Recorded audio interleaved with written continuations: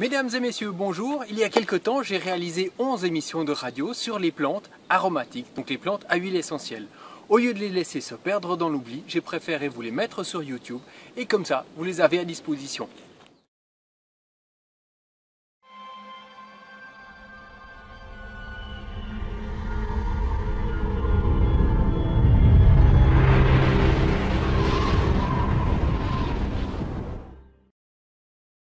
Bonjour et bienvenue sur nos ondes. Aujourd'hui, je vais vous conter une plante super chouette, la limette.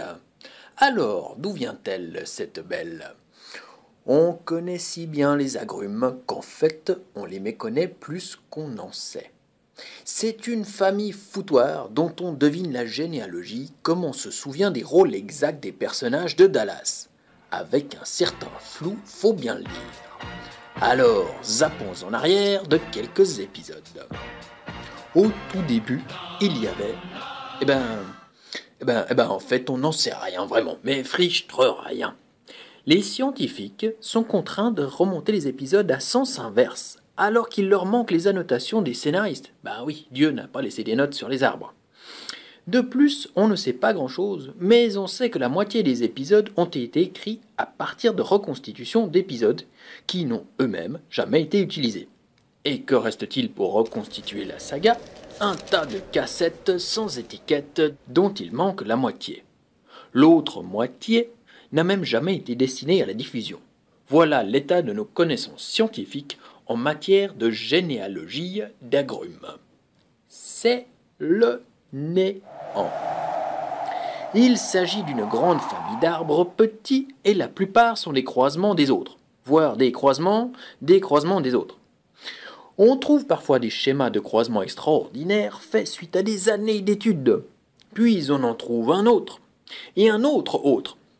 En fait, deux d'entre eux, faits par des universités différentes, ne se ressemblent pas.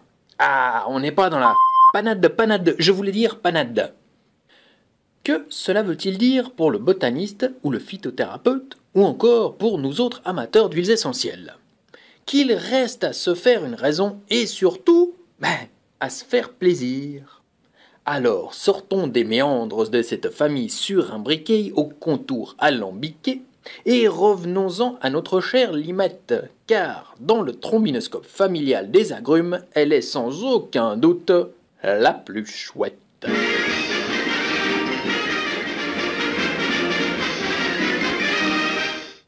Bref, botaniquement, c'est un petit arbre avec un tronc, des feuilles, des fruits, des racines.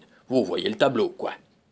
En aromathérapie, on a tendance à classer les agrumes selon certaines polarités intéressantes. Tonifiant, calmant, cerveau droit, cerveau gauche, deuxième ou troisième chakra, masculin et féminin.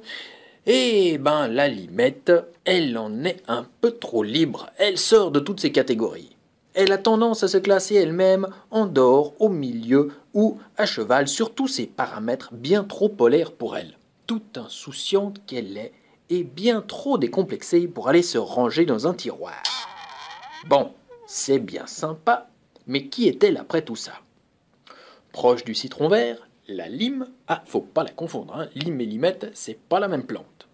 Donc, disais-je, proche du citron vert, elle s'apparente gustativement et olfactivement au calamansi. Et bon, c'est facile à trouver, ça. Alors, contrairement à ces deux, elle est jaune. Ça, comme le citron, le cédra, la bergamote, le yuzu, le jambiri, la main de Bouddha et même quelques pamplemousses. Elle rappelle le goût léger de certaines tangerines, clémentines ou autres mandarines.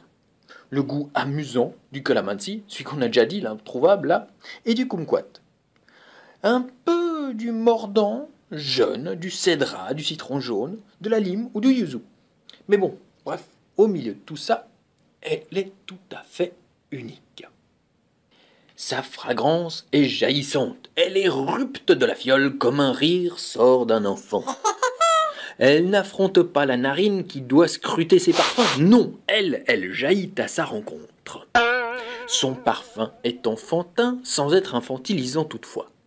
Elle ramène le fier père de famille et la responsable mère de famille à leurs plus jeunes âges vers une insouciance consciente toutefois.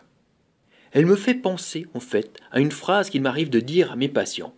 la plus belle chose en adulte, c'est l'enfant. Et puis il me fait penser aussi à ce petit joke. Un babysitter est un adolescent payé pour jouer à l'adulte par des adultes qui veulent jouer aux adolescents. Bref, on est dans le complexe de la limette. La limette, elle, c'est de l'insouciance dans le vrai et le beau sens du terme. Ne pas se faire de soucis. Hakuna Matata, comme dirait le patchouli, mais avec la touche rigolote. Hakuna Matata. On aime se faire plaisir, mais on n'y arrive pas. On aime la vie, mais on n'ose pas l'embrasser. Même chose avec la voisine. Et pourtant, elle est jolie. On est vicié par la bienséance, on a le préjugé castrateur, que cela ne tienne.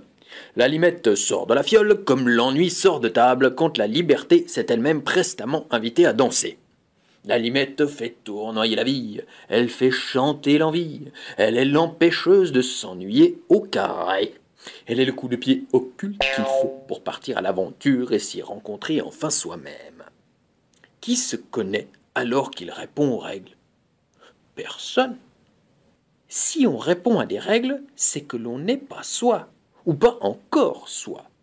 Si l'on veut se connaître, il faut se rencontrer au-delà des limites. Il faut tuer Dieu le Père, le flic intérieur et la baronne de Rothschild. Il ne faut laisser aucune chance à la conformité de survivre. La limette est complice de toute explosion de l'adulte intérieur. Mais, ouf, il nous reste une chance. La limette fonctionne à court terme, comme tous les agrumes d'ailleurs. Heureusement alors. Et si on aime voir des parallèles dans les choses, son odeur est aussi fugace que ses molécules sont volatiles, et son effet est court. On pourra donc, si toutefois on le souhaite vraiment, mais faut-il encore vraiment le souhaiter, lâcher la fiole et rejoindre le banc social des accusés à la vie normée. Mais bon, celui qui a quitté ce banc n'y revient pas si échoir.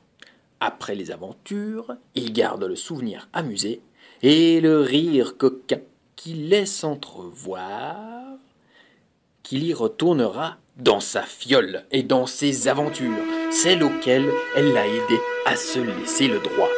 S'il remet les fesses sur ce banc, c'est juste pour pouvoir côtoyer l'instant d'un peu de société, ce qui n'aurait pas su s'en arracher. Et puis, si on a vraiment poussé le bouchon un peu loin, il reste le patchouli. Lui, il nous aide à relativiser et à ne pas faire une histoire d'une taupinière. Mais enfin, c'est peut-être plutôt pour les autres. Eh oui, quitte à le diffuser après nos frasques limettines. L'essence de limette est photosensibilisante, c'est-à-dire qu'elle sensibilise aux rayons UV. Elle peut en effet provoquer des taches ou des coups de soleil si on expose la peau sur laquelle on en a mis. Ceci pendant 12 à 24 heures. Si vous devez aller au soleil et que vous en avez sur votre peau, recouvrez cette peau avec une chemise ou un pantalon par exemple. Le lavage au savon ne suffit pas, la crème solaire non plus. Ce qui marche, c'est d'éviter tout simplement la combinaison peau-soleil-limette. Facile en hiver, un peu plus compliqué en été. À part cela, pas de toxicité notoire ou connue à dosage physiologique, ni de contre-indication. Copine décomplexante des 3e et 4e chakras, on a donc compris qu'elle amène de la coquinerie, de la curiosité et la volonté de s'amuser. Au niveau du 3e chakra, elle aide à s'absoudre des carcans moraux du mental. Au niveau du 4e chakra, elle aide à se relationner avec simplicité et surtout spontanéité, pour autant que l'on n'aille pas au soleil ou au mélanodrome. Pardon, au solarium juste après. On peut s'en appliquer une goutte au creux du cou ou sur l'avant-bras de temps en temps, c'est fort agréable, ça parfume et ça coquinouille. Je conseillerais volontiers de la diluer d'abord à moitié. Versez cette moitié donc de votre fiole dans une autre et remplissez les deux avec un peu d'huile végétale. Elle est ainsi à 50%. Mes préférés pour ceci sont l'huile d'olive, l'huile d'amande douce ou le jojoba. Et bien voilà une présentation de la chouette limette, une de mes meilleures copines. J'amènerai d'autres de mes amis bientôt sur nos ondes. Rendez-vous donc avec mes plantes chéries. Arrivederci, au revoir, goodbye, bonne journée.